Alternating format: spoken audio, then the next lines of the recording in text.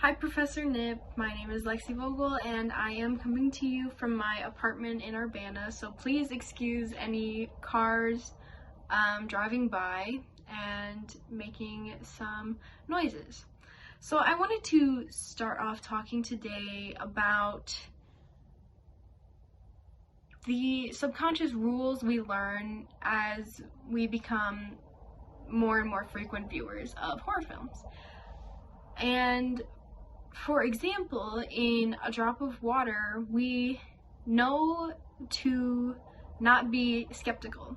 And this is one of the errors that our protagonist makes, in which she is naive and too stubborn to accept that there are outside forces acting here, there are supernatural forces happening here, and we know to believe someone when they tell you something is wrong.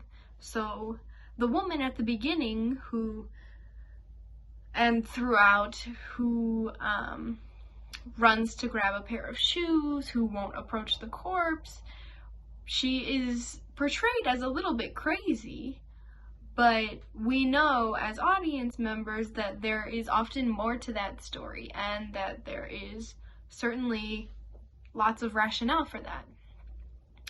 On top of that, another example is when the protagonist steals the ring and therefore makes herself morally complicit. So Hollywood has set up that you do something wrong and then you are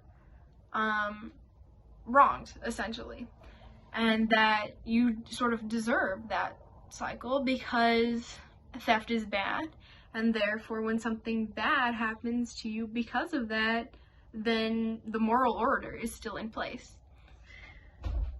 And so that's how I sort of saw that's how I approach watching the film, and also knowing that production code is still active during this time. Yeah.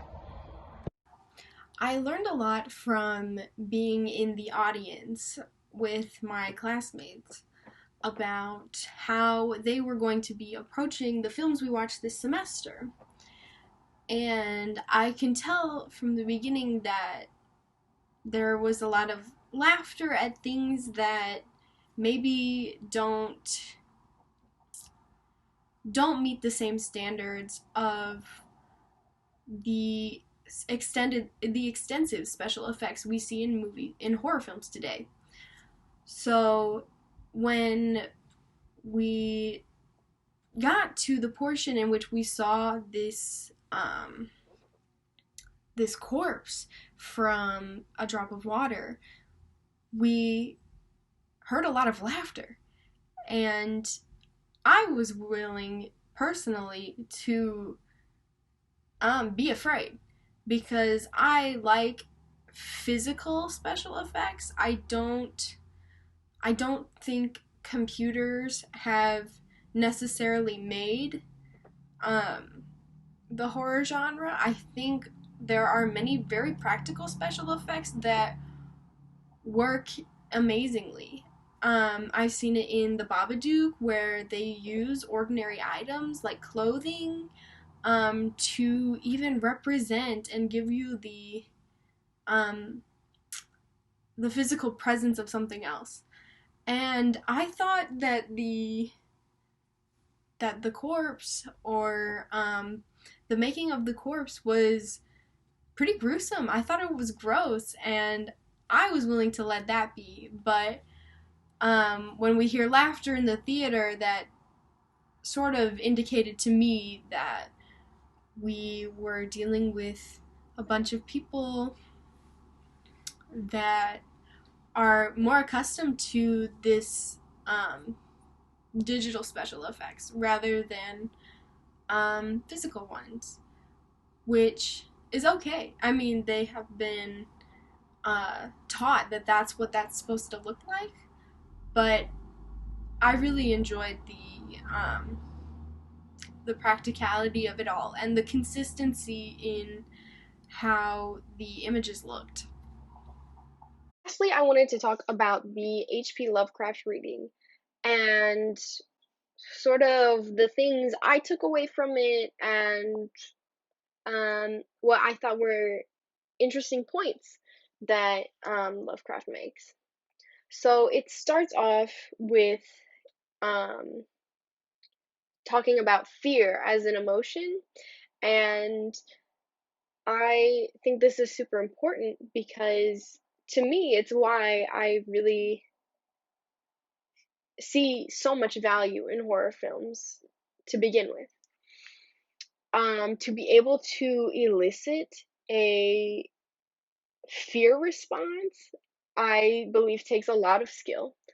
Um, and the same goes for comedy or tragedy or excitement.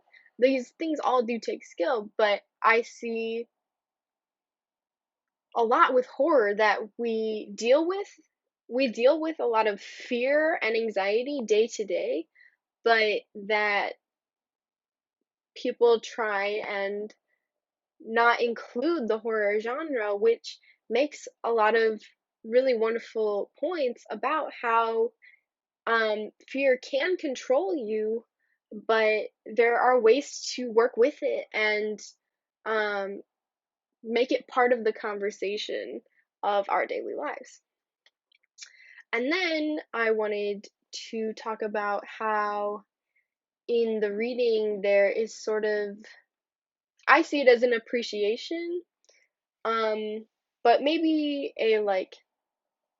a consideration, a thoughtfulness extended towards people that appreciate um, horror literature and how it takes a special someone to be able to separate themselves from daily lives and break up that routine in order to feel and go through emotions that we don't see day to day and make life less mundane. So I really enjoyed the Lovecraft reading because I have dealt with a lot of people in my life that think that, you know, it that horror films are just gruesome and they're just upsetting. But I think they offer a really valuable dialogue on how we talk about fear and how we talk about, you know, lots of emotions that we experience all the time. And so I thought it was a really nice summary and it agreed a lot with how I see horror films in general. And so I really appreciated reading it.